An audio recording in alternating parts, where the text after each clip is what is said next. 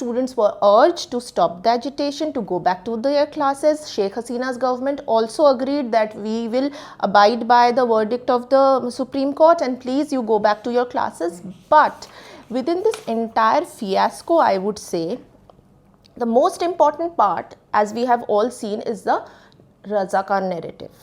Okay. A slogan Could became, you please elaborate a little bit a slogan for the became, viewers? yes, absolutely, a slogan became very popular during those days, during those months. Ami ke, tui ke, Razakar, Razakar, ke boleche, shoirochar, shoirochar. How would you translate it? Who am I, who you are, we are Razakars, and who has coined the term the dictator? Where they are saying that Awami League is the Sheikh Hasina's government, and Sheikh Hasina, they are the dictator and they are calling us Razakar. Now, I would like to say that once this quota system was curtailed, the entire shift of this movement changed from quota system to resignation of Hasina. Right. Their main aim was to oust Hasina and her government. It was just a pretext. The entire Razakar narrative was just a pretext. Logically, after the Supreme Court verdict, they should stop. Yeah, they should have stopped. Yes, because their demands were fulfilled. Yes, they should have stopped. They should have gone back to their classes. They would have continued with their life. But no, the agitation became more violent. It became more brutal. And I'm telling you why. Because if you remember, on July 14th, Sheikh Hasina gave a statement. She had a press conference in which she gave a statement in Bengali. I have translated this statement in English for our viewers, okay, where she is saying, and I'm quoting her, why there is so much of resentment against Mukti Juddha and Mukti Jodha? Are the children and grandchildren of freedom fighters not talented? Are only the children and grandchildren of Razakars talented? If grandchildren of freedom fighters don't get quota benefit, should the grandchildren of Razakar get the benefit? What is the fault of Mukti Jodha? They selflessly fought for the freedom of this country. Otherwise, those who are protesting today would be subjected to kicks of Pakistanis. Right. This is what she said. And amidst her entire statement, the word which was very conveniently picked by these hooligans was Razakar. And calling themselves Razakar is actually going against the legacy of your country. It is going against the history of your country. It is going against the culture of your country. You are abusing yourself. You are abusing your country.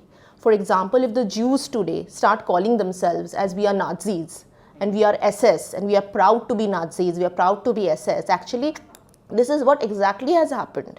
Basically, the Razakars were the collaborators of the East Pakistani army. Yes.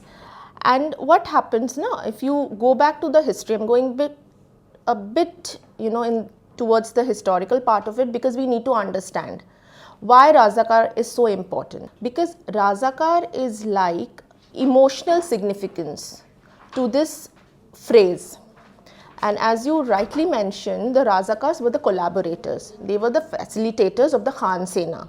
Khan Sena is the name which was given by the people of East Bengal to the Pakistani army. Okay, so these Razakars were collaborating with Al-Shams, Al-Badr forces, which were ancillary forces. Okay, Al-Badr was again a brainchild of Jamaat-e-Islami. So what was the task given to these Razakars? They were collaborating, they were facilitating the violence, and as we know, approx in between 3 lakh to 5 lakh people were killed during the liberation war.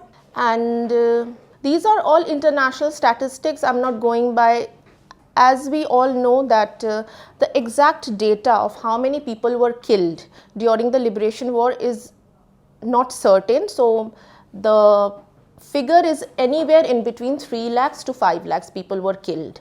Around 1 lakh women were raped, and there was around forced pregnancy of 25,000 women who are later on named as Viranganas. They are called Virangana after 1971.